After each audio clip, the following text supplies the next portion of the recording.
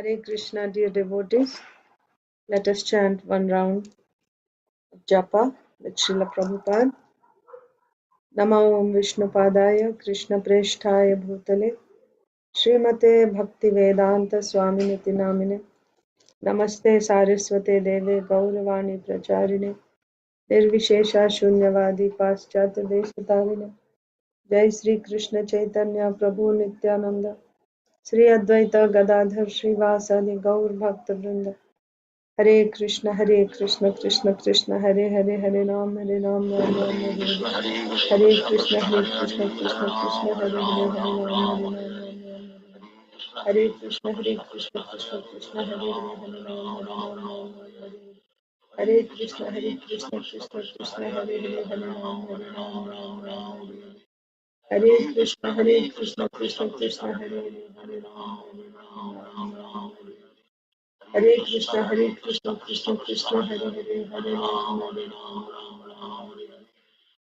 Krishna, Krishna Krishna, Hare Hare, Hare Ram, Hare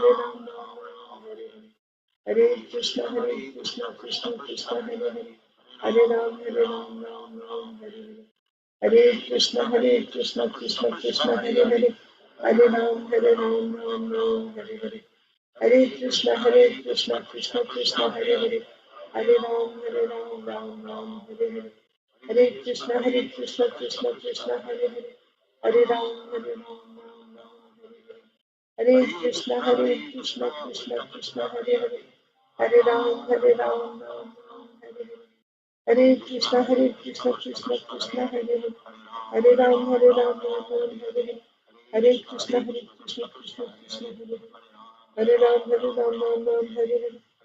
Krishna Hare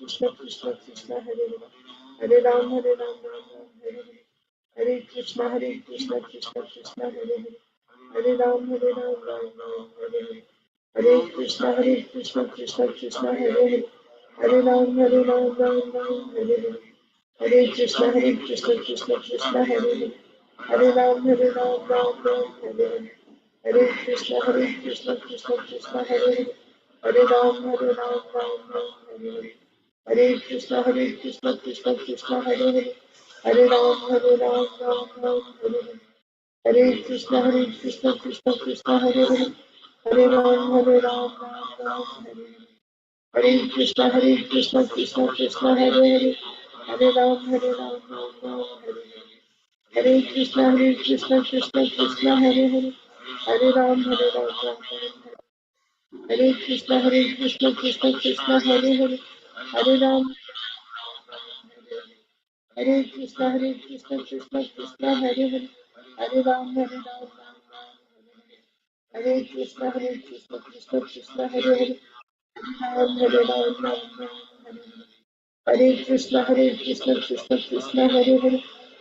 Ram, Hare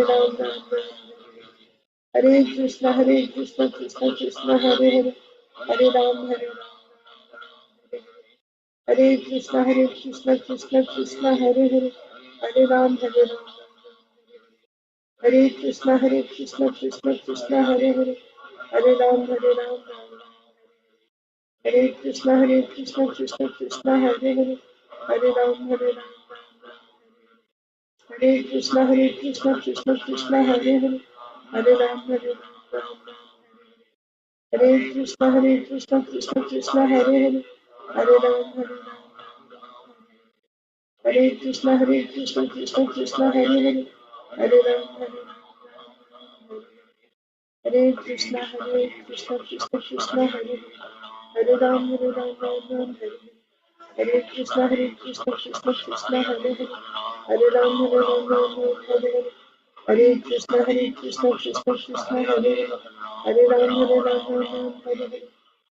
Hare Krishna, Krishna Hare Hare, Hare Ram,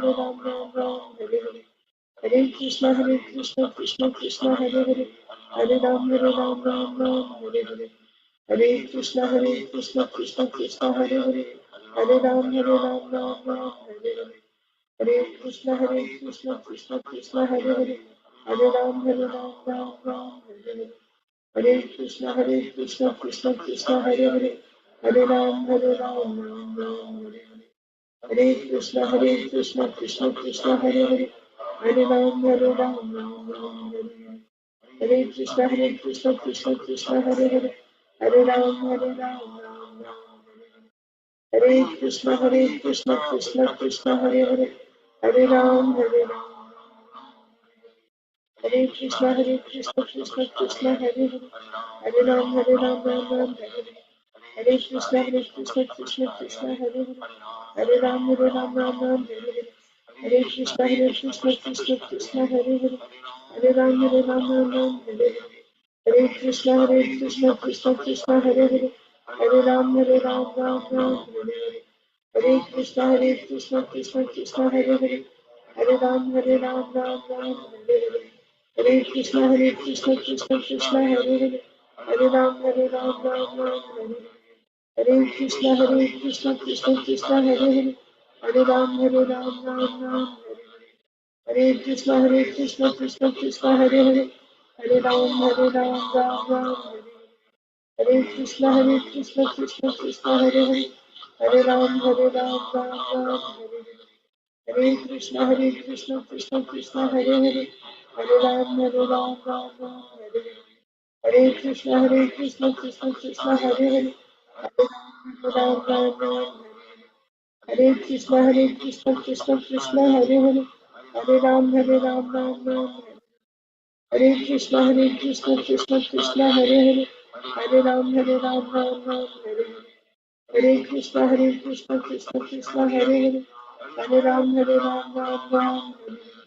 Hare Krishna, Krishna Krishna, Hare Hare, Hare Ram, Ram Ram, Hare Krishna, Krishna Krishna, Hare Hare, Hare Ram, Ram, Hare Krishna, Krishna Krishna, Hare Hare, Hare Ram, Ram,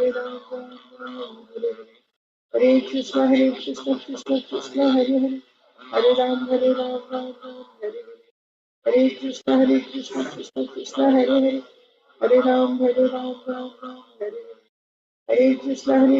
Krishna Krishna, Hare Hare, Hare Ram, Ram,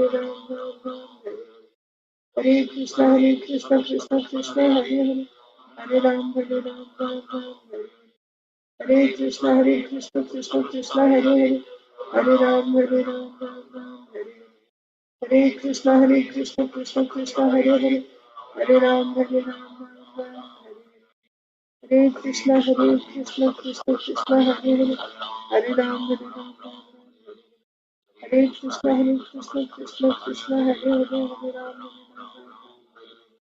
Hare Krishna, Krishna Krishna, Hare Hare, Hare Ram, Ram, Hare Krishna, Krishna Krishna, Hare Hare, Hare Ram, Ram, Hare Hare. Hare Krishna, Krishna Hare Hare, Hare Ram, Ram, Hare Hare. Hare Krishna, Krishna Hare Hare, Hare Ram, Ram, Hare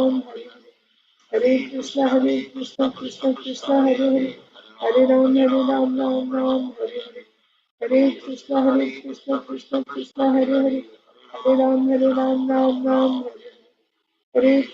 Hare Krishna, Krishna Hare Hare, Hare Ram,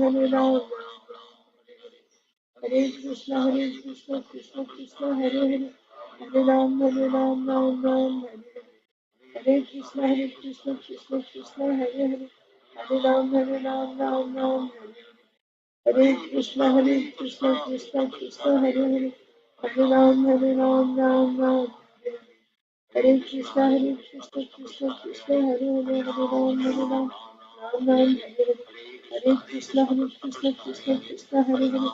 Hare Ram, Ram, Hare Hare. Hare Krishna, Krishna Hare Hare, Hare Ram, Ram, Hare Krishna, Krishna Hare Hare, Hare Ram, Ram, Hare Hare. Hare Krishna, Krishna Hare Hare, Hare Ram, Ram, Hare Hare. Hare Krishna, Krishna Hare Hare, Hare Ram, Ram, Hare Hare.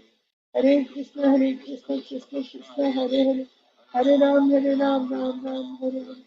Hare Krishna, Krishna Hare Hare, Hare Ram, Ram, Hare Hare. Hare Krishna, Krishna Hare Hare, Hare Ram, Ram. Hare Krishna, Krishna Hare Hare, Hare Ram, Ram. Hare Krishna, Krishna Hare Hare, Hare Ram, Ram. Hare Krishna, Krishna Hare Hare, Hare Ram, Ram. Hare Krishna, Krishna Hare Hare, Hare Ram, Hare Ram, Ram Ram, Hare Krishna, Krishna Krishna, Hare Hare, Hare Ram, Hare Ram, Ram Ram, Hare Krishna, Krishna Krishna, Hare Hare, Hare Ram, Hare Ram, Hare Krishna, Krishna Krishna, Hare Hare, Hare Ram, Hare Ram, Ram Ram, Hare Krishna, Krishna Krishna, Hare Hare, Hare Ram, Hare Ram, Ram Ram, Hare Krishna, Krishna Hare Hare, Hare Ram, Ram Ram, Hare Krishna, Krishna Hare Hare, Hare Ram, Ram Ram, Hare Krishna, Krishna Hare Hare, Hare Ram, Ram Ram, Hare Krishna, Krishna Hare Hare, Hare Ram, Ram Ram, Hare Krishna, Krishna Hare Hare, Hare Ram, Ram Ram, Hare Krishna, Krishna Hare Hare, Hare Ram, Ram Ram, Hare Krishna, Krishna Hare Hare, Hare Ram, Ram Ram, Hare Krishna, Krishna Hare Hare, Hare Ram, Ram Ram, Hare Krishna, Krishna Hare Hare, Hare Ram, Ram Ram, Hare Krishna, Krishna Hare Hare,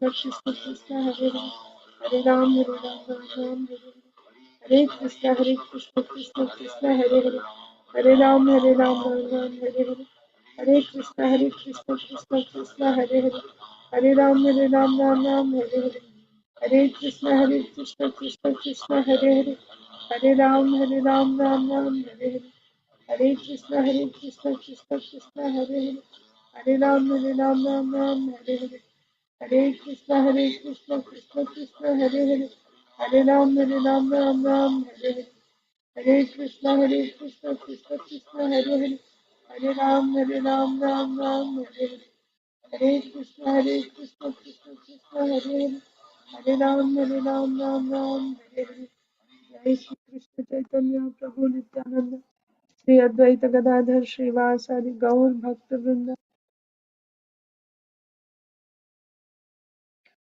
Om Namo Bhagavate Vasudevaya. Om Namo Bhagavate Vasudevaya. Om Namo Bhagavate Vasudevaya. Narayanam Namaskritya Naram Chaiva Narottamam Devim Saraswatim Vyasam Tato Jayam Mudirayet Nashtaprayeshva Bhadreshu Nityam Bhagavata Sevaya Bhagavatyuttama-shloke Bhaktir-bhavati Naishtiki Nama Om Vishnupadaya Krishna-preshtaya Bhutale Srimate Bhaktivedanta Swaminiti Namine Namaste Saraswate Deve Gauravani Pracharine Nirvishesha Shunyavadi Paschatya Deshatarine जय श्री कृष्ण चैतन्य प्रभु नित्यानंद श्री अद्वैता गदाधर श्रीवासादि गौर भक्त वृंद हरे कृष्णा कृष्णा कृष्णा हरे हरे हरे रामा राम राम हरे हरे। ग्रंथराज श्रीमद् भागवतम की जय। Srimad Bhagavad Gita as it is की जय। श्रील प्रभुपाद की जय। समवेत गौर भक्तवृंद की जय। ओम अज्ञानतिमिरान्धस्य ज्ञानाञ्जनशलाकया चक्षुरुन्मीलितं येन तस्मै श्रीगुरवे नमः। Hare Krishna, dear devotees, welcome to today's Srimad Bhagavatam for all session. Let us recite Bhagavad Gita shloka. We are reciting from Srimad Bhagavad Gita as it is, chapter 13, text 22. If anyone needs to go first, please raise your hand. If not, we'll go in alphabetical order. Chapter 13, text 22. Okay, so I don't see any hands. So first is Isha.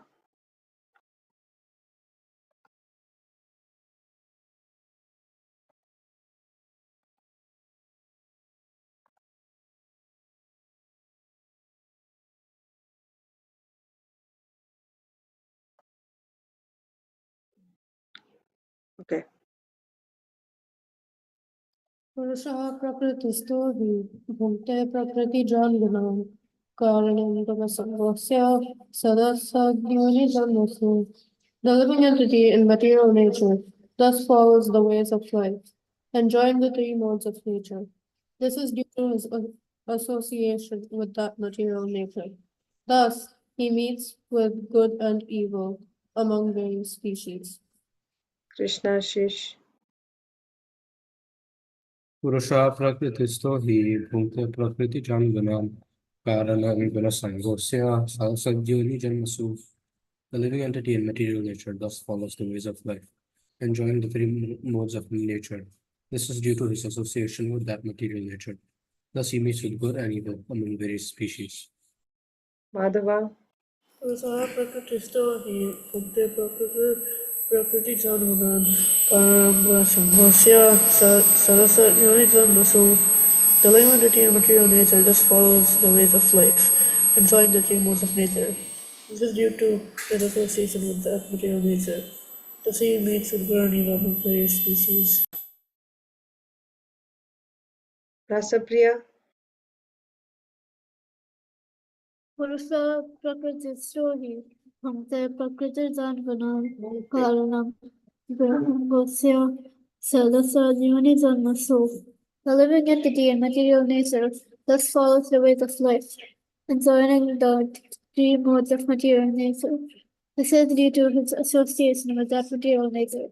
Thus he meets with good and evil among various species.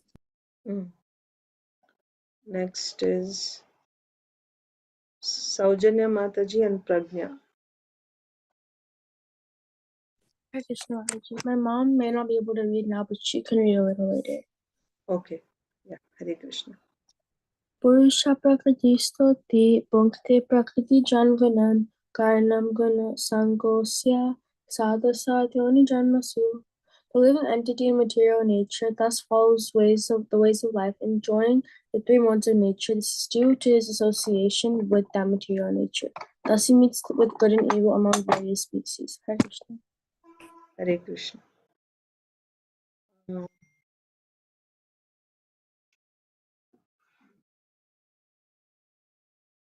Okay. So Mataji is not able to recite. I'll recite Bhagavad Gita chapter 13 text 22.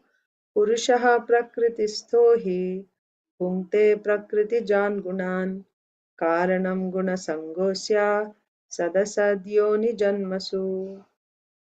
The living entity in material nature thus follows the ways of life, enjoying the modes of nature, the three modes of nature. This is due to his association with material nature, with that material nature. Thus, he meets with good and evil among various species. Okay. So, shall we read Srimad Bhagavatam now? Okay. Srimad Bhagavatam, Canto 9,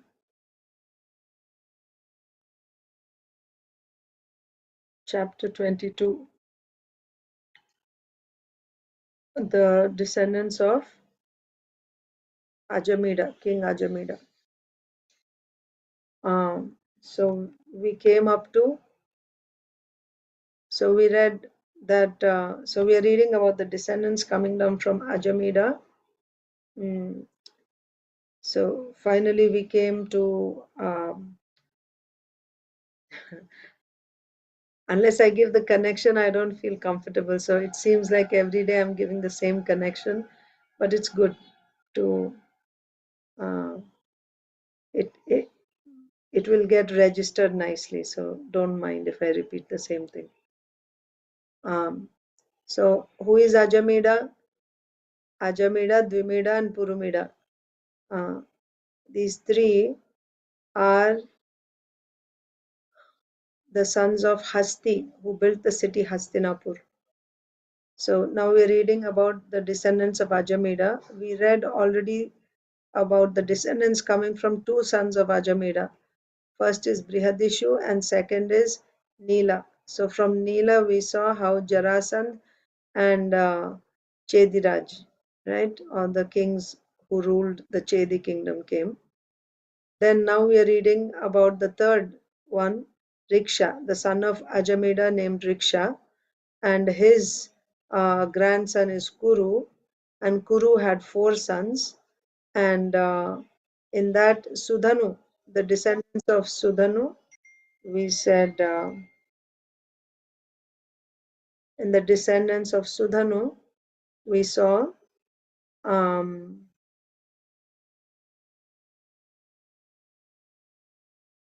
um, Drupad Maharaj came. Then Parikshi had no sons. Now we are seeing the descendants of Janu.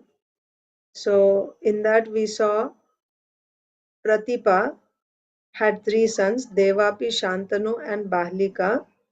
So Devapi, we saw, he didn't rule. He is still living in Kalapagram. And then now we are seeing Shantanu's descendants. And Shantanu Maharaj, from his wife Ganga Devi, he had Bhishma Dev. But Bhishma Dev didn't have any children because he took a vow of celibacy. Then Shantanu's another wife Satyavati had 2 sons, Chitrangada and Vichitravirya. Chitrangada died because he was killed by a Gandharva named Chitrangada. They had a fight and he was killed. Then Vichitravirya also died.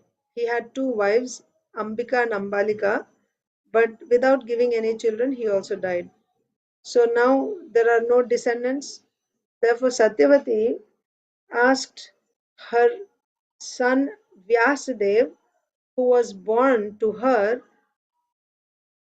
from Parashar Muni, before she married Shantanu Maharaj. And because Vyasadev is also her son and Vichitravirya is also her son, so in the previous yugas, that was allowed. If the husband is not able to produce children for some reason, then husband's brother could beget children. So that's how Ambika and Ambalika got Dhritarashtra and Pandu respectively from Vyasadev. So then we saw the descendants of Dhritarashtra. Dhritarashtra is married to Gandhari and he had 100 sons headed by Duryodhan and 1 daughter Dushala. Then whereas Ambalika, we didn't read yet, right? About Pandu we didn't read. But we read that how Vyasadev begot children in Ambika, Ambalika, and also a maid servant of Ambika called, the sons were Dhritarashtra, Pandu, and Vidura. So that's what we read so far.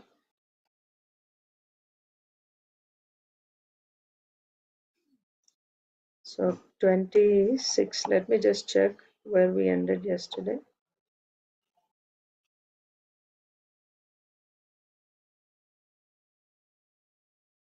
Dhritarashtra's wife Gandhari gave birth to 100. So, okay, that's where we ended. So now today's is 27, 28. And Arunita read yesterday. Yes. Yeah, so you're here. Okay. Let me read the Sanskrit. Shapan Maithuna Ruddhasya Pando Kuntyam Maharathaha Jata Dharmanilendrebhyo Yudhishthira Mukhastrayah Nakulaha Sahadevascha Madryam Nasatyadasrayoh Draupadyam Panchabhyah Putraste Pitaro Bhavan. Yes, Mataji. Hare Krishna Mataji, please accept my humble obeisances. All glories to Srila Prabhupada. Please accept my humble obeisances, Mataji. All glories to Srila Prabhupada. Pandu was restrained from sexual life because of having been cursed by a sage, and therefore his 3 sons, Yudhishthira, Bhima, and Arjuna, were begotten through the womb of his wife Kunti by Dharmaraj. by the demigod controlling the wind and by the demigod controlling the rain. Pandu's second wife, Madri, gave birth to Nakula and Sahadev, who were begotten by the two Ashwini Kumaras. The five brothers, headed by Yudhishthira, begot five sons through the womb of Draupadi. These five sons were your uncles. So we saw Dhritarashtra's sons. Now let's see Pandu's sons. Pandu married Kunti, and also he married Madri. So he had two wives. But he was the emperor. Pandu was the emperor. Dhritarashtra, even though he was the eldest son, because he was blind, he was not allowed to be the emperor. So then Pandu Maharaj became the emperor. So he went out. He was a very powerful emperor. He went on his, to check. He would travel all over the planet to make sure there are no rebellious kings, and that there is proper law and order. So, like this, he traveled for 1 year. And after this, when he came back, he wanted to retire. He wanted to take a break from uh, his administrative responsibilities. So, with his two wives, he went to live in the forests. And while he was in the forest, one day,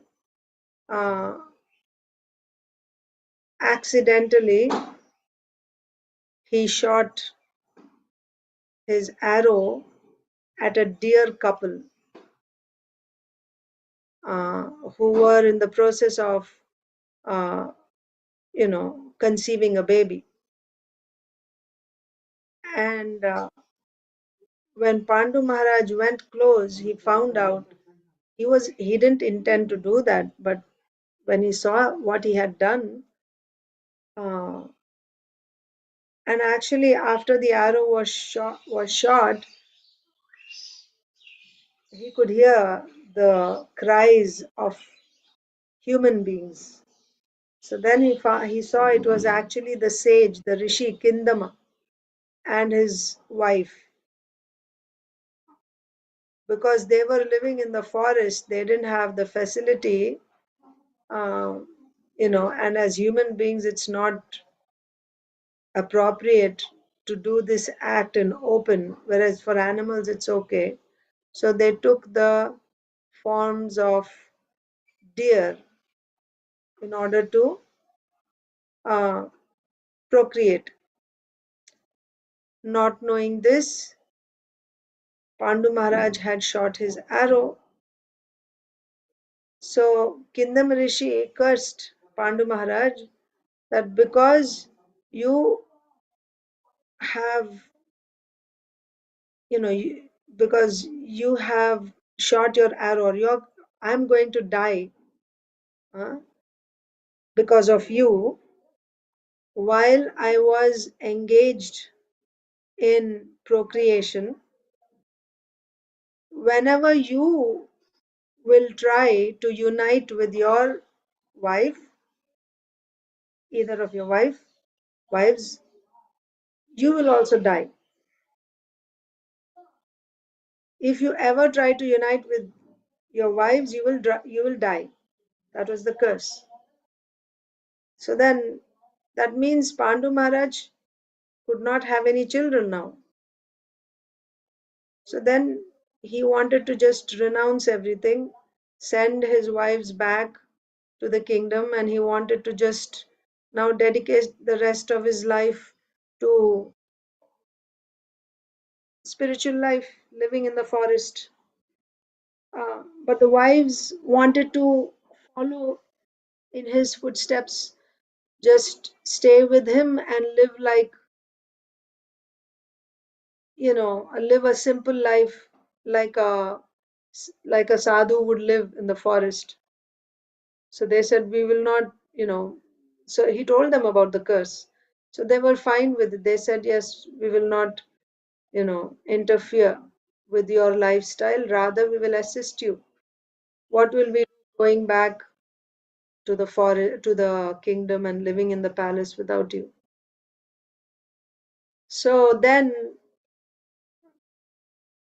Dhritarashtra became the substitute king in the absence of Pandu. So Pandu could not have any children, of course, and he was engaged in these yagyas that were performed by the sages in the forest. And when the sages had completed their yagyas and they were ascending to the higher planets as a result of that yagya, Pandu had also participated in that and he also wanted to go, but he was forbidden. Why?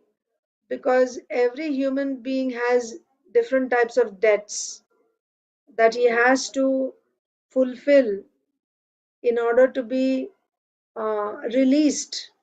Just like when you have a debt, you have to pay it off, then you will be free.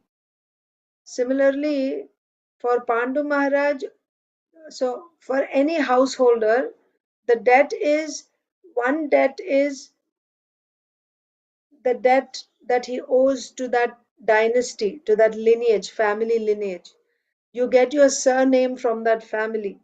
When you take birth in a, like Guduru family, now you owe a debt to continue that. So you have to give a child who will continue that title. Generally, or Sharma or Chitirala, like that, or Kundu, right? Banerjee. Who else like that? Raichand. So these are the titles. That means you belong to that family.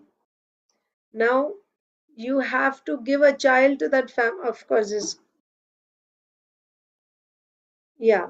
So householders have to. They have a debt towards that family. You got so many benefits by taking birth in that family. Now you have to repay it. In what way? If you give a child who will continue that lineage, then you'll become free from that debt. Similarly, there are other debts also. One is the debt that you owe to all the demigods because you're accepting so many gifts for free, right? Sunlight, air, oxygen, and water, fire, so many. They are free. You don't pay for them. Then how do you become free from these debts? By performing sacrifices. By performing sacrifices, you become free from the debt. What else? Then you have a debt to all the other living entities. Other living entities like the trees, cows. You take milk from the cows, and your neighbors, your friends, like that. How do you become free from those debts? So from all other living entities, then you have to give in charity, right? Adan Pradhan. You're taking help from them, you should also offer help. That way you become free from that debt. So these are the various types of debts that any person who takes birth, human beings, when they take birth, they have these debts. Of course, if you do one sacrifice, Sarva Dharman Parityajya Mamekam Sharanam Raja, right? Krishna says. So if you simply surrender to Krishna, become a pure devotee, then you are in one shot, you become free from all types of debts. You become free from debts to your family, to your parents, to your countrymen, to all the other living entities, to the demigods. You are free from all types of debts if you surrender to Krishna. Just like when you pour water on the root of the tree, then the entire tree is nourished. You don't have to separately water each leaf or flower and fruit. Simply water the root and the whole tree is nourished. So if you surrender to Krishna, everyone is satisfied. Yes, Mataji, Saujanya Mataji. Like Prahlad Maharaj. All his forefathers, he said, right? Everybody, because he surrendered to Krishna. Yeah. So Thank you. Yes, Mataji. Lord Nishingdev says that because Prahlad Maharaj said, Nishingdev said, ask for some benediction, and Prahlad Maharaj said, I don't want anything. But Nishingdev said, no, but I want to give you something. Okay, if you really want to give, if it pleases you, and if you really want me to ask, then please deliver my father. Lord Nishingdev said, why your father? Your father, his father, father's father, so many generations. Some places it says 7 generations, 14 generations, whatever number of generations. They're all going to be delivered because you became a pure devotee. So that's also another point. So when you become a pure devotee, not only do you become free from all these debts, but all your all means certain generations of your forefathers before and after you also. They're all delivered also. They're also delivered. So that's there. Yes. Thank you. So now, coming back to our situation here, Pandu Maharaj doesn't have any children. So if he doesn't have any children, then he's still because of these debts are holding him back. He is not able to ascend to higher regions, to go to heavenly planets like that. So what is to be done? He needs children. So he's worried. So then his wife Kunti Maharani, she asked him the reason for his despondency, and he said, he told her the situation. Then she said, actually, I got a boon from Durvasa Muni when I was a child, when I was younger. She was like 9 years old, 8 or 9 years old. When Durvasa Muni visited her father's palace, her father is Shurasena. She's Vasudev's sister, but uh, she was adopted by Kunti Bhoja. That's how she became Kunti. So when Durvasa Muni visited her father's palace, she was made responsible or in charge of guest services, right? Making sure that Durvasa Muni is taken care of nicely. And Durvasa Muni was so pleased with her services, he wanted to give her a benediction. He said, ask for something before leaving. Remember, Durvasa Muni can be very short tempered and he can curse. But Kunti was so meticulous in her services. Even Durvasa Muni was completely satisfied. There was never any complaint. He was completely satisfied. And so he was so pleased. He said, ask for a benediction. So she said, I don't need anything now. But you are Trikalagya, past, present, future. So if you can give me a boon which may be useful to me in future. I cannot see, but you cannot see. You can see. So Durvasa Muni said, okay, I give you this benediction. He taught her a mantra. By chanting this mantra, you can call upon any demigod and they will come and they will uh, you know give you well, he just taught a mantra, so it will be useful to you whenever you are in need. It'll be useful to you, uh, like that. Maybe he told her that you'll get a child right from that demigod. So then after the Rasamani left, Kunti Maharani is thinking, curiosity, right? Oh, does the mantra actually act? Let me try. So she was looking at Surya Dev, the sun, and she chanted the mantra, and the sun appeared. And then she said, oh, yeah, she was surprised. She said, oh, I don't want anything now. You may go back. I was just testing this mantra. So Surya said, no, there's no question of testing. Now that you chanted this mantra, I must give you the result, the fruit of this mantra. I must give you a child. She said, no, but I'm still unmarried. What will the society say? How will I face the world? No, don't do this. He said, don't worry. you will still remain a virgin even after you give birth to this child, because he's a demigod. So he said the child will be born from your ear. That's why Karna, right? So then he gave the child, the baby, to Kunti, and he went back.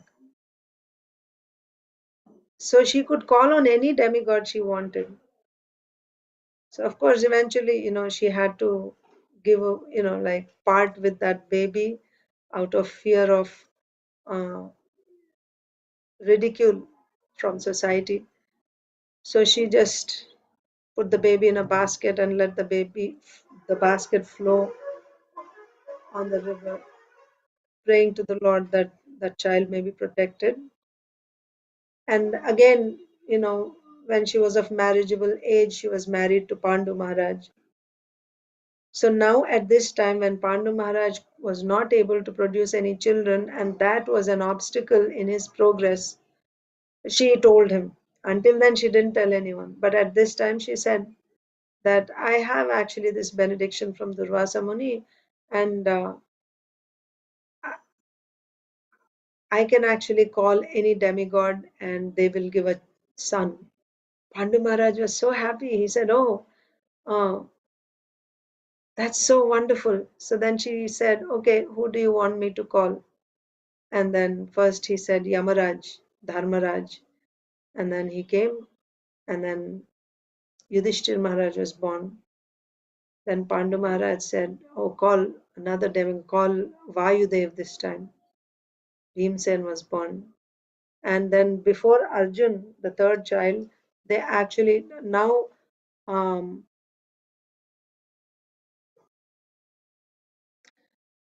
Pandu Maharaj wanted to call Indra, the king of the demigods. But before calling on him, both of them had to perform tapasya for 1 year. Like, I think something like not eating anything all day from sunrise until sunset, just standing on one foot, something like that. But severe tapasya they did for 1 year. And finally, Lord Indra was pleased. He came and Arjun was born like this. So then, after 3 sons, now when Pandu Maharaj approached Kunti again, asking her to call another demigod, she said, "No, please don't ask me to call another demigod. A woman cannot, even under emergency circumstances, she cannot, um, if she unites with another man, or if she unites with more than 4 people, I think she'll be considered a prostitute." So, like that. Even so, this was certainly under emergency conditions. So, uh, so yeah, he didn't force her. That's fine. So they were content with 3 children. But then Madri, the other wife, she couldn't have any children from Pandu either. And now her co-wife has 3 sons and she has no sons. She doesn't have this boon. Then she approached her husband and she said, please, I also want children. Can you tell Kunti to teach me that mantra so that I can call the demigods? Pandu Maharaj was very happy. He'll get more sons. And also, he could understand the feeling of Madri to want to have children. So he told Kunti, "Can you teach the mantra to her?" Kunti was very magnanimous. So she said yes. So she called on. She gave the mantra to Madri. Now Madri is thinking that I don't know if Kunti will, knowing how strict she is with rules and regulations, even for herself, she didn't go for a fourth one, right?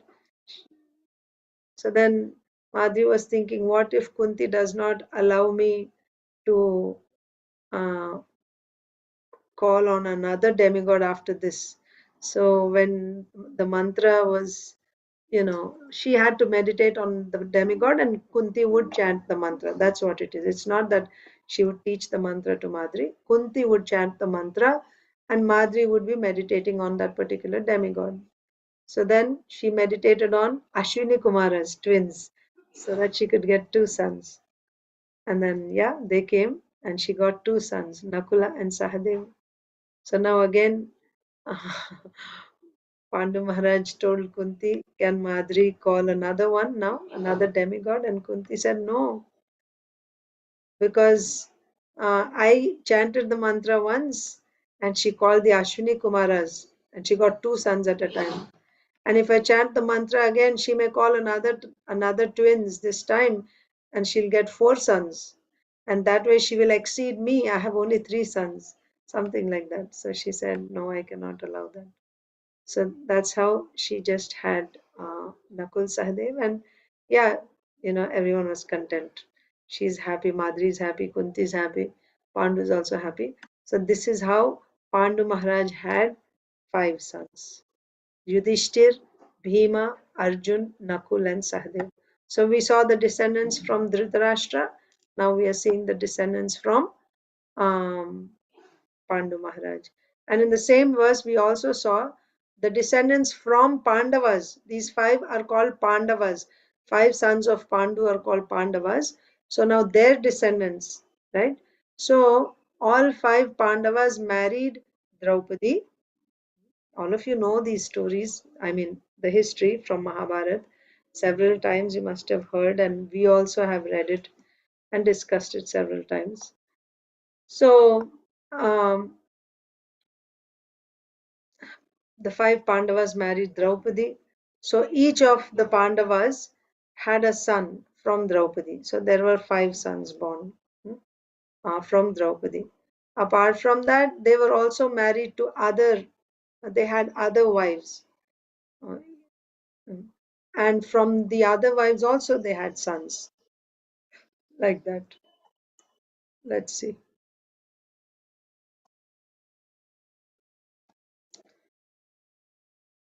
Pandu's second wife Madri gave birth to Nakul and Sahadev, who were begotten to the 2 Ashwini Kumaras.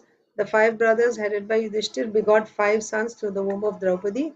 These 5 sons were your uncles. Who is speaking here? Sukadev Goswami is speaking to Parikshit Maharaj. Who is Parikshit Maharaj? Parikshit is Abhimanyu's son. Who is Abhimanyu? Arjun's son. Arjun is one of the Pandavas. So Arjun's wife Draupadi, right? Through Draupadi he had one son Shrutakirti, but also he had other wives. So Arjun from Subhadra Maharani, he had Abhimanyu.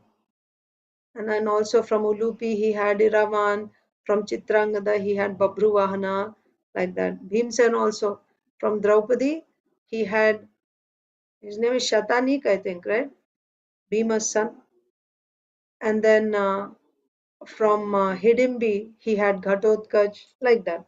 So they also had other wives and sons from the other wives. So here, these 5 sons born of Draupadi from the 5 Pandavas, they are your uncles. Okay, so Isha is saying, Bhimsen's son from Draupadi is called Shruta Soma. Okay, thank you. All right.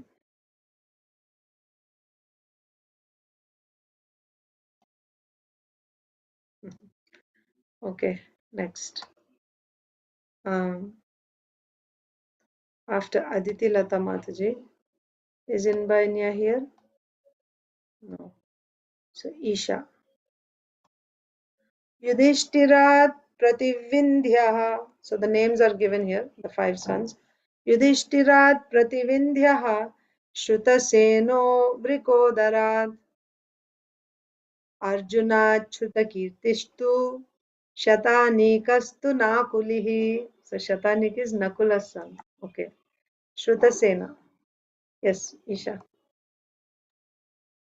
From Yudhishthira came a son named Prativindhya.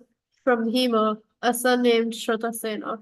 From Arjun, a son named Shrutakirti. And from Nakul, a son named Shatanika.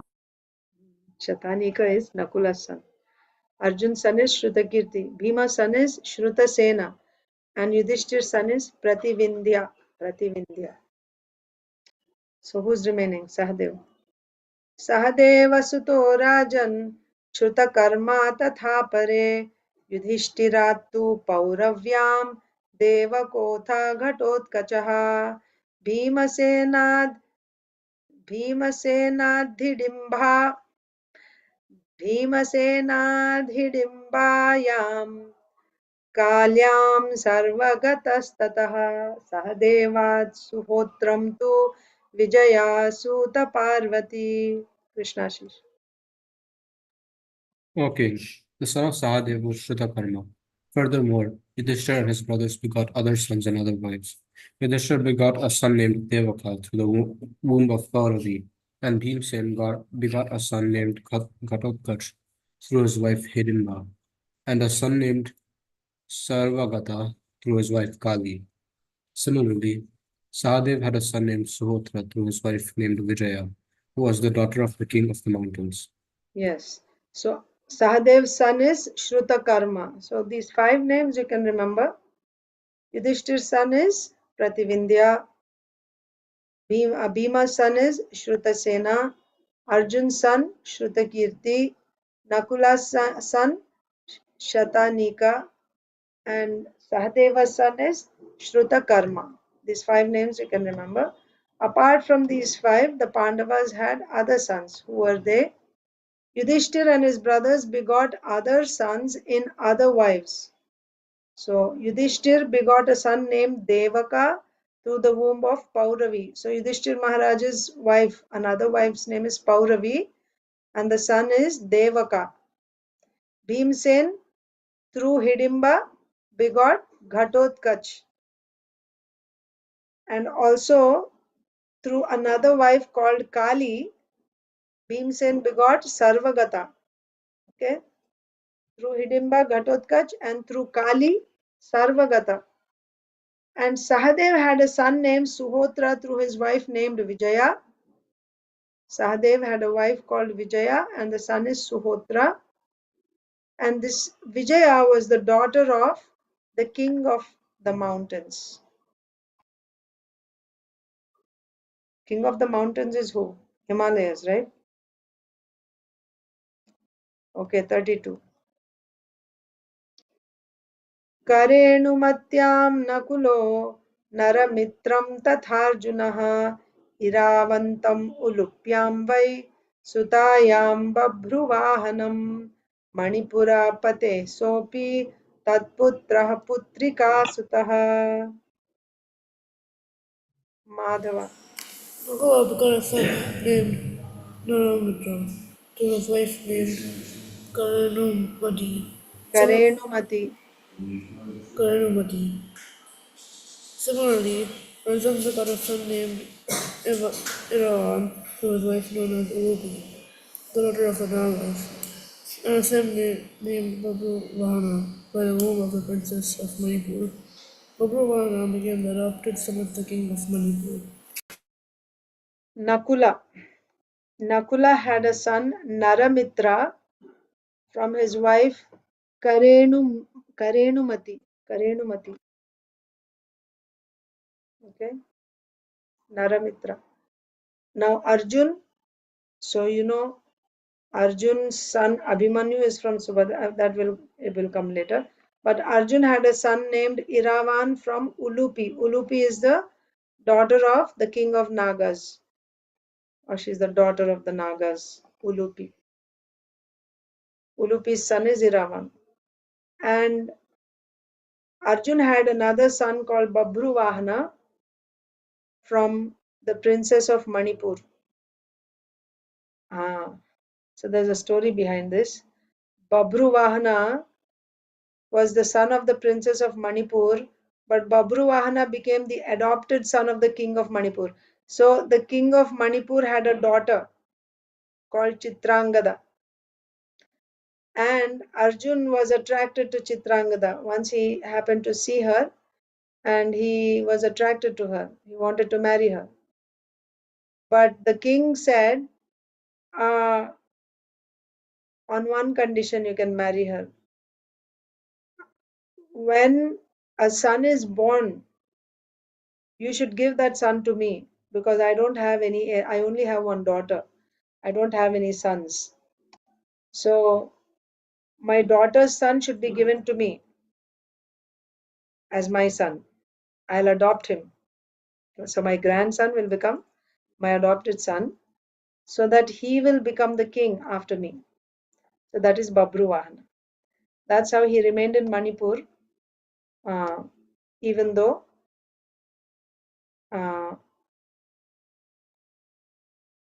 Chitrangada was married to Arjun. Purport, Rasapriya. It is to be understood that Parvati is the daughter of the king of the very, very old mountainous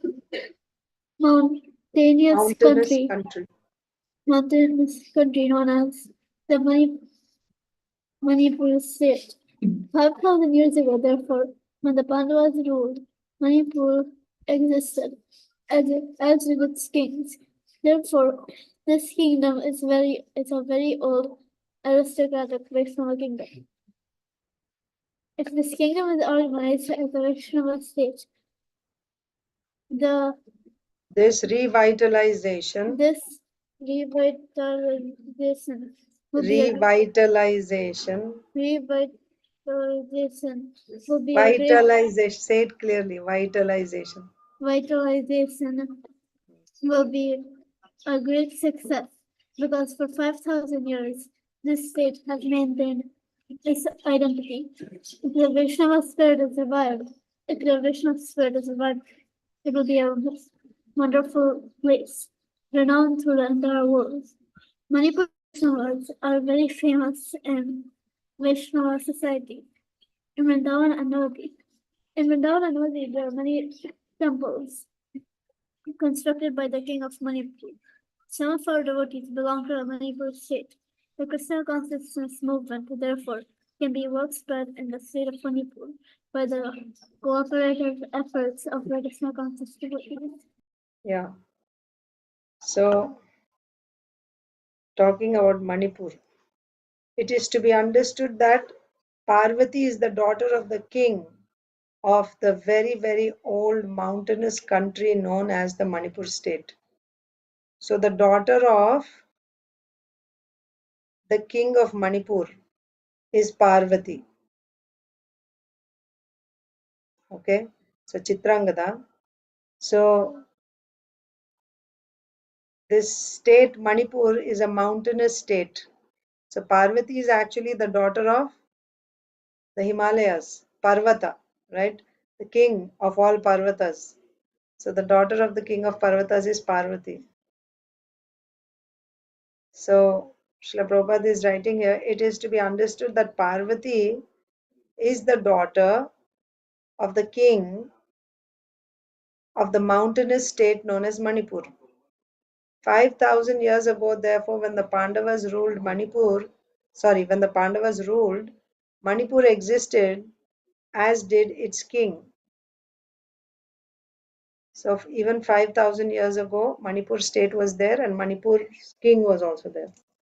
Therefore, this kingdom is a very old aristocratic Vaishnava kingdom. It's a Vaishnava kingdom. The king is a Vaishnava. If this kingdom is organized as a Vaishnava state, this revitalization will be a great success because for 5,000 years, this state has maintained its identity. That means currently it is not a Vaishnava state because of the influence of Kali Yuga. But if this kingdom is once again organized as a Vaishnava state, that will be a revitalization, right? Bringing it back to its original glory. That's going to be a great success because for 5,000 years, this state has maintained its identity. Just recently, relatively speaking, compared to 5,000 years, recently it has, it's losing. But if it can be revitalized, that will be a great success that the state has maintained its Vaishnava tradition for 5,000 years, the entire state. So if the Vaishnava spirit is revived there, it will be a wonderful place, renowned throughout the entire world. Manipuri Vaishnavas are very famous in Vaishnava society. Just like you have, Sri Vaishnavas in South India, right? They're famous in a certain way. And Udupi, you have Vaishnavas there. Like that, the Vaishnavas from Manipur, the Manipuri Vaishnavas, they're also very famous in the Vaishnava society. In Vrindavan and Navadvip, there are many temples constructed by the king of Manipur. Some of our devotees belong to the Manipur state. So Srila Prabhupada's disciple, His Holiness Bhakti Swarup Damodar Maharaj. So he has left his body now, but belong to Manipur state. So some of our devotees belong to the Manipur state. The Krishna consciousness movement therefore can be well spread in the state of Manipur by the cooperative efforts of the Krishna conscious devotees. Why we are reading about Manipur? Because Arjun's son Babru was born from the princess of Manipur. 33. So next is Sonia Mataji. तव तातः सुभद्रायाम् अभिमन्युरजायत सर्वातिरथजिद् वीरा उत्तरायां ततो भवान्. Hare Krishna Mataji, please accept my humble obeisances. All glories to Srila Prabhupada. Please accept my humble obeisances, Mataji. All glories to Srila Prabhupada. My dear King Parikshit, your father Abhimanyu was born from the womb of Subhadra as the son of Arjuna. He was the conqueror of all the Aritha, Atirathas. Atirathas, those who could fight with 1,000 charioteers. From him, by the womb of Uttara, the daughter of Rad Raja. Virad Raja, you were born. Hmm. Hare Krishna. Hare Krishna. So talking about Parikshit Maharaj, my dear King Parikshit, your father Abhimanyu. So far we talked about the sons of Arjun, Shrutakirti from Draupadi, Iravan from Ulupi, Babruvahana from the princess of the king of Manipur. Now there's another one, the famous Abhimanyu, who was born from the womb of Subhadra. So Parikshit, you are born, or you were born from Arjun and Subhadra. You are the son of Abhimanyu, who was born to Arjun and Subhadra. So another son of Arjun is Abhimanyu, and you are Abhimanyu's son. He means Abhimanyu was the conqueror of all Atirathas.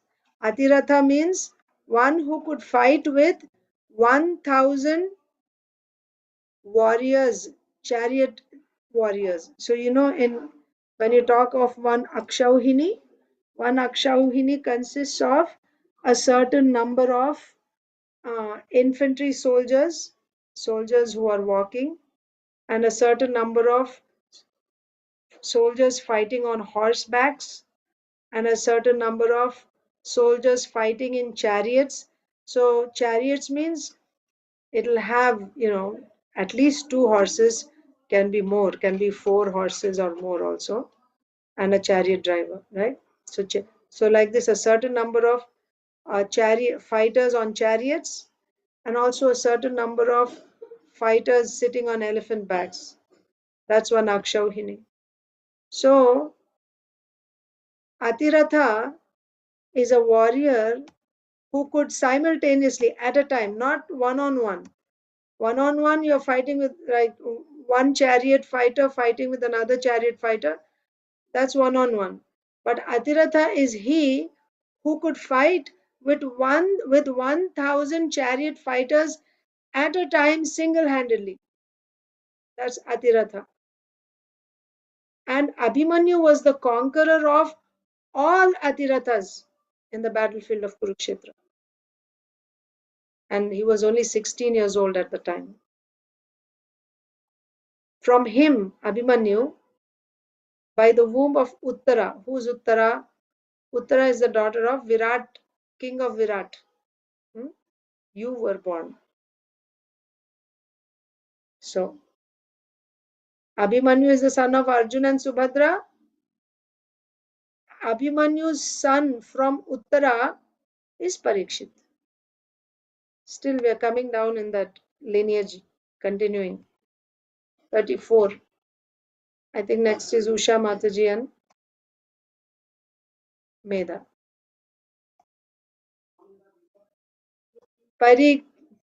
Parikshineshu kurushu द्रौणेर्ब्रह्मास्त्र तेजसा त्वं च कृष्णानुभावेन सजीवो मोचितोऽन्तकात्. Hare Krishna Mataji, Dandavat Pranam, all glories to Srila Prabhupada, all the simple devotees. Dandavat Pranam Mataji, all glories to Srila Prabhupada. After the Kuru dynasty was annihilated in the battle of Kurukshetra, you also were about to be destroyed by the Brahmastra atomic weapon released by the son of Dronacharya. But by the mercy of the Supreme Personality of Godhead, Krishna, you were saved from death. Yeah. So now coming to started off with Vivaswan, the sun god, and then we completed Sukadeva Goswami, described the entire sun dynasty, then he began describing the moon dynasty, starting with Soma, and came all the way to Parikshit now. So after the Kuru dynasty was annihilated in the battle of Kurukshetra, you also were about to be destroyed by the Brahmastra atomic weapon released by the son of Dronacharya. So all of you are familiar with this history. We read this in the first canto of Srimad Bhagavatam. How many of you are not familiar with this history? How Parikshit was attempted to be killed in the womb of Uttara by the son of Dronacharya, by Ashwatthama. I am familiar, Mataji. I know the story. You know the story. That's why I said how many don't know, if there is anyone who does not know. If everyone knows, we will not discuss it. We'll just continue. Yeah, I don't see any hands being raised. You know? You know also. Okay, so everyone knows. So we'll just continue. After the Kuru dynasty was annihilated in the battle of Kurukshetra, you also were about to be destroyed by the Brahmastra atomic weapon released by the son of Dronacharya. Ashwatthama attempted to kill the last surviving heir to the Kuru dynasty. That was Parikshit, who was in the womb of Uttara. But by the mercy of the Supreme Personality of Godhead, Krishna, you were saved from death. So Parikshit was also saved. Next, 35. Medha. Tave me tanayastata janame jaya purvakaha Shrutaseno Bhimasena Ugrasenascha Viryavan. She went to school, Mataji. Okay. Priyanka Haripriya Mataji.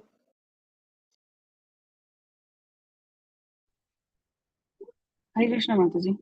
Accept my humble obeisances. Jai Shri Prabhupada.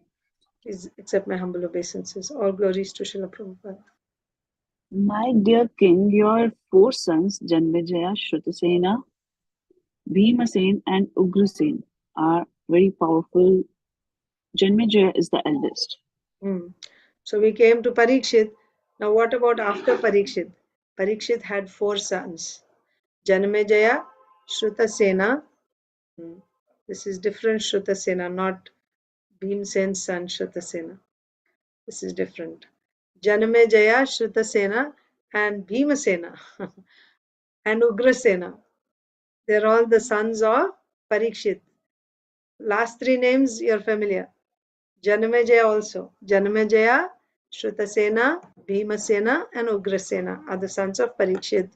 And of the four, who is the eldest? Janmejaya is the eldest. Okay, next.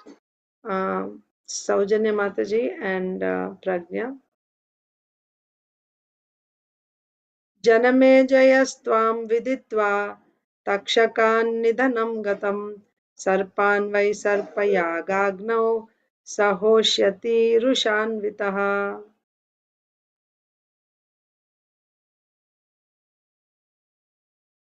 Saujanya Mataji or Pragya, if you are available. Maybe not. Hare Krishna Mataji. Yes, Mataji, you are able to read? Yes. Yeah. Because of your death by the Takshaka snake, your son Janamejaya will be very angry and will perform a sacrifice to kill all the snakes in the world. Yeah. So now Sukadeva Goswami is going to talk about the future. This has not happened yet. After the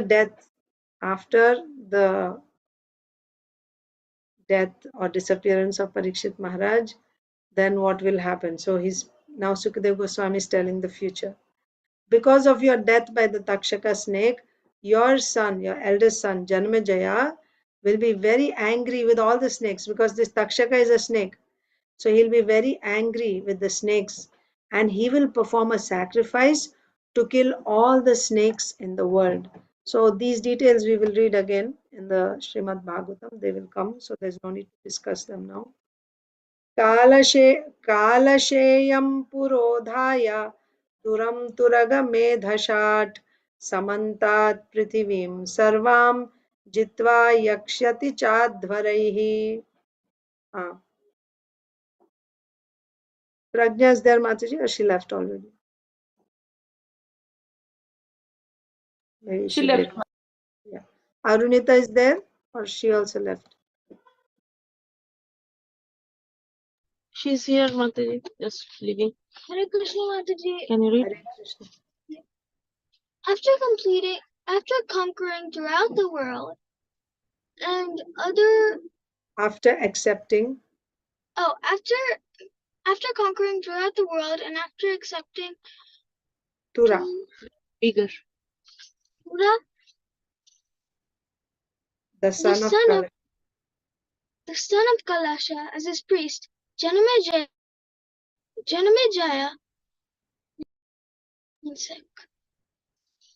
will perform Ashwadmedha Yagyas, for which he will be known as Durga Medashi.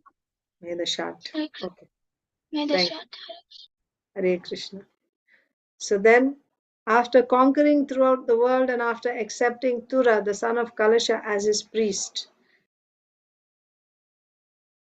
so Janamejaya, first is he will perform a yagya to kill all the snakes. He will conquer the whole world, Janamejaya. And he will accept Tura as his priest. Who is Tura? The son of Kalasha, as his priest. After that, Janamejaya will perform Ashwamedha yagyas, for which he will be known as Turaga Medhashat, because under the priesthood of Turaga, he will perform Ashwamedha yagyas. So Janamejaya will be known as Turaga Medhashat.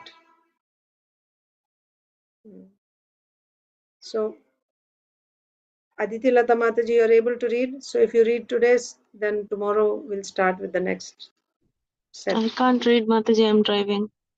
Oh, you're driving. Okay, so we'll start with you tomorrow again. I'll just stop here. Okay.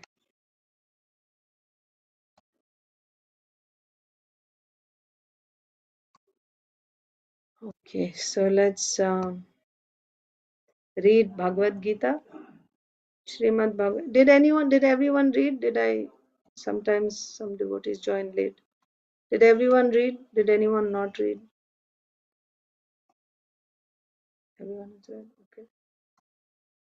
Srimad Bhagavad Gita as it is, chapter 2, text, I believe 2. Yes. Please repeat.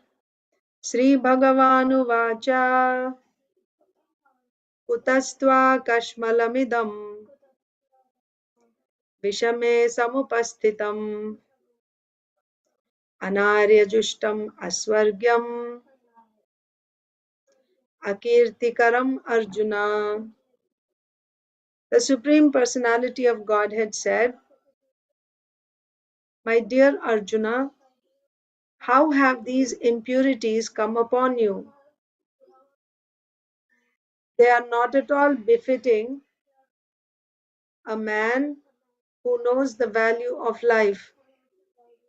They lead not to higher planets, but to infamy. So you remember the context? Arjun does not want to fight. After giving various reasons why he should not fight, he casts aside his weapons and he is sitting on the chariot. He sits down on the chariot. The conches are blown, the battle is about to begin. That means it should have begun by now. Everyone has blown their conches. That means the battle has started.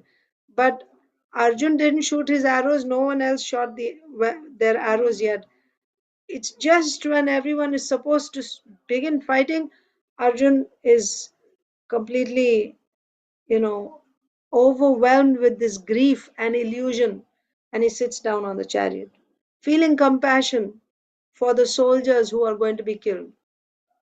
So at that time, Krishna, when he saw Arjun, how his heart is full of compassion, and because of compassion is crying, his eyes are full of tears. Then Krishna begins to speak. What did Krishna say in this verse? Krishna not saying, take courage, my dear friend. It's okay. This is life. What to do? I understand. Did Krishna speak like this? No. Krishna said, Kutah stva kashmalam idam. Kashmalam means impurities. Kutaha. Where from did these impurities come in you? Vishame samupastitam. Vishame means in this hour of, emergency, this is the time when you're supposed to fight. At this time, where did these impurities come from in you? Anarya Jushtam. They are Anarya. They are not befitting high class, an advanced person. Arya means an advanced person. Who is an advanced person? Right? In the Vedic society, you have Dvijas. Dvijas means Brahmana, Kshatriya, Vaishya. They are Dvijas, twice born. They are considered to be advanced. And how do you know that they're advanced? On what basis are you calling them advanced? Srila Prabhupada explains that in the purport. Advanced because they know the science of God and they know the practical devotional service.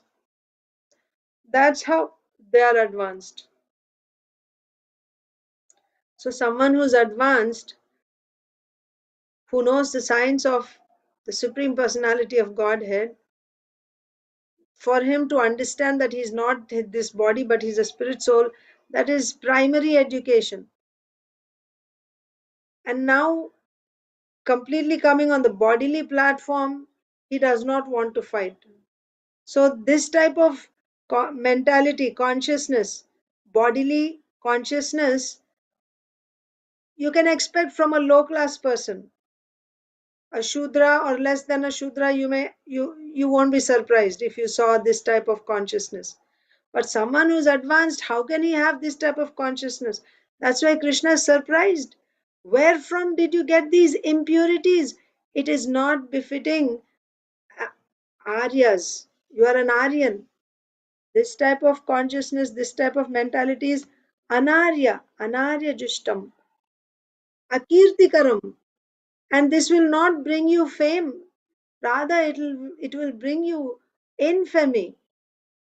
Don't give in to this type of thoughts. So the Supreme Personality of Godhead said, my dear Arjun, how have these impurities come upon you? They are not at all befitting a man who knows the value of life. They lead not to higher planets. Yeah, you're not going to progress with this type of, mentality. And if you act on these thoughts, it's not going to lead you to higher planets, but they will lead you to infamy. Purport by Srila Prabhupada. Krishna and the Supreme Personality of Godhead are identical. Krishna means Supreme Personality of Godhead. And Supreme Personality of Godhead, the ultimate word and Supreme Personality of Godhead is Krishna. Therefore, Lord Krishna is referred to as Bhagavan throughout the Gita. Bhagavan is the ultimate in the absolute truth. Yeah? There is Brahman, Paramatma, and Bhagavan. Bhagavan is the ultimate in the absolute truth. The absolute truth is realized in three phases of understanding, namely Brahman or the impersonal, all pervasive spirit, Paramatma or the localized aspect of the Supreme within the heart of all living entities, and Bhagavan or the Supreme Personality of Godhead, Lord Krishna. So the same person is realized in three different ways depending on the worshipper. In the Srimad Bhagavatam, first canto, second chapter, text 11, this conception of the absolute truth is explained thus. Vadanti tat tattvavidas tattvam yajnanam advayam brahmeti paramatmeti bhagavaniti shabdyate. The absolute truth is realized in three phases of understanding by the knower of the absolute truth, and all of them are identical. So there's only one absolute truth, but that one absolute truth is realized in three phases or in three forms by the knower of the absolute truth. That means all three knowers are not on the same level. They are in different levels of advancement. All of them are identical. All three are actually referring to the same object. But depending on how far away one is from the absolute truth, he sees the absolute truth as either Brahman. If he comes a little closer, he will see it as not just Brahman but Paramatma. And if he comes really close, he sees, oh, it is Bhagavan.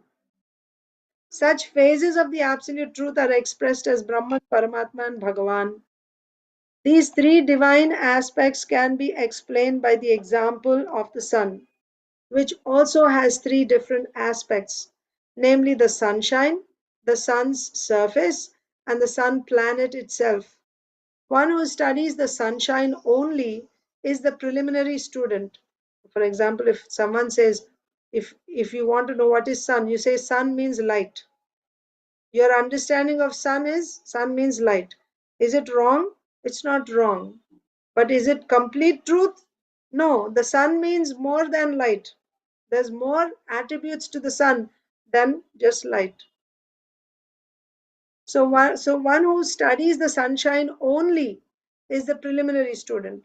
One who understands the sun's surface is further advanced. That means he knows that sun means light, but also this light is coming from one point, the sun planet. There's a sun planet. From there the light is coming. So the source of all this light is that. So sun is actually a planet. So this understanding, this student is more advanced. And one who can enter into the sun planet, and then he will see in the sun planet is a personality, the sun god, from whom all this light is emanating. That's the most advanced student. And one who can enter into the sun planet is the highest of the three students. That's the highest. Ordinary students who are satisfied by simply understanding the sunshine, its universal pervasiveness, and the glaring effulgence of its impersonal nature, may be compared to those who can realize only the Brahman feature of the absolute truth.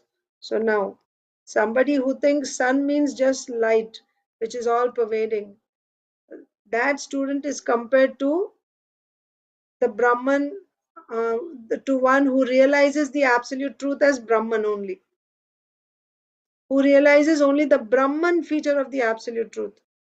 So one who sees the absolute truth as only Brahman, he is not he's not the most advanced student.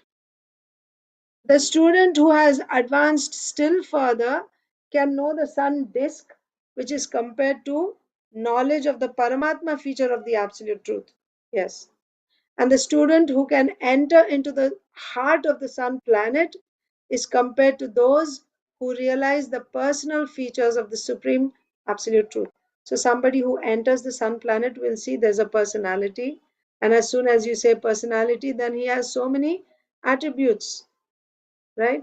So similarly, one who sees the sun as a planet only is compared to the Paramatma realized person. And one who actually enters into the sun planet and sees the sun god is compared to the devotee who realized the absolute truth as Bhagavan, the supreme personality of Godhead.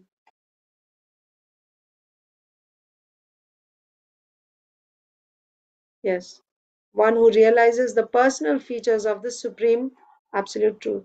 Therefore, the bhaktas or the transcendentalists who have realized the Bhagavan feature of the absolute truth are the topmost transcendentalists. Although all students who are engaged in the study of the absolute truth are engaged in the same subject matter, isn't it? About the sun. Everyone is studying the sun, but each one's understanding is someone's is partial and another person's is complete, and there is intermediate understanding. Similarly, the object is absolute truth, only one object, but one who understands the absolute truth partially is Brahman realized, one who understands a little bit more is Paramatma realized, and one who understands the most of the three, one who understands the most about the absolute truth is a Bhakta, who sees the absolute truth as the Supreme Personality of Godhead. The sunshine, the sun disk, and the inner affairs of the sun planet cannot be separated from one another. And yet, the students of the three different phases are not in the same category. So that's clear, right? Let me see, it's a big purport.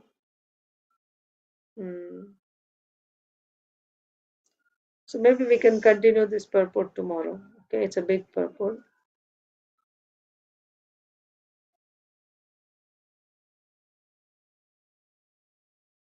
So we'll start from here tomorrow. Sanskrit word Bhagavan. Oh yeah, the other day I was telling you about Parashara Muni, which when we were talking about Satyavati, Parashar Muni. So the Parashar Muni has explained the word Bhagavan. That's his, contribution. And not Vadanti Tattva Vidas. That is from Srimad Bhagavatam. But Parashar Muni has explained the word Bhagavan. That is Parashar Muni's contribution. Okay, now let's read Srila Prabhupada's Leelamrita little bit and we will end today's session.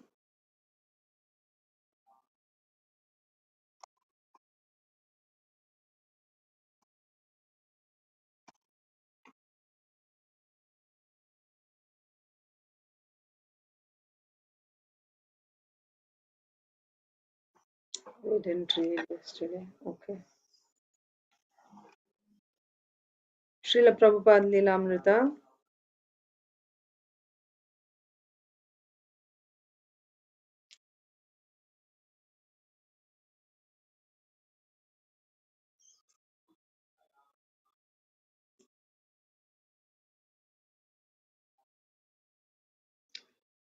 Yeah. So here Srila Prabhupada is talking about Karma Yoga. He's giving classes on Mondays, Wednesdays, and Fridays. So the lecture is about Karma Yoga. That means dovetail. The work that you do, your consciousness has to be connected with the Supreme Consciousness. Dovetailing the work that you do with the Supreme Consciousness. Like that. So the Swami's main stress is on what he calls dovetailing your consciousness with the Supreme Consciousness. Krishna is the Supreme Consciousness, and Arjuna, as a representative individual consciousness, is asked to act intelligently in collaboration with the Supreme Consciousness. Then he will be free from the bondage of birth, death, old age, and disease. Consciousness is a popular word in America. There's consciousness expansion, cosmic consciousness, altered states of consciousness, and now dovetailing the individual consciousness with the supreme consciousness. So, this is Krishna consciousness. This is the perfection of consciousness, Prabhupada explains. This is the love and peace that everyone is really after. And yet, Prabhupada talks of it in terms of war. Yeah? So, you're talking about love and peace through this consciousness, but this love is achieved through war because Bhagavad Gita is spoken just before war. They're talking on Prabhupada's lecture continuation. They're talking on the battlefield, and Arjun says, I will not fight. I will not fight with my relatives and brothers for the sake of achieving some kingdom. No, no. Now, to the ordinary man, it appears that, oh, Arjun is a very nice man, non violent. He has given up everything for the sake of his relatives. Oh, what a nice man he is. This is the ordinary calculation. But what does Krishna say? He says, you are damned fool number one. Now, just see. The things which are estimated in the public eye as very nice, very good, that is here condemned by God. So you have to see whether the Supreme Consciousness is pleased with your actions. And Arjun's action was not approved by Lord Krishna. It was for his own whim, sense gratification, that at first he would not fight. But in the end, for Krishna's satisfaction, he did fight. And that is our perfection, when we act for the satisfaction of the Supreme Consciousness. At this point, some in the audience are filled with reservations. They are all opposed to the role of the United States in Vietnam, and this idea is very difficult for them. Like Arjun, they want peace. So why is a Swami sanctioning war? So they're connecting the battle of Kurukshetra with the Vietnam War. So if Krishna is supporting the battle of Kurukshetra, that means Krishna must support the Vietnam War also. That at least seems like the Swami is supporting it. So that means, but they didn't like it. They didn't like that war. So they had some reservations when Srila Prabhupada is talking about war.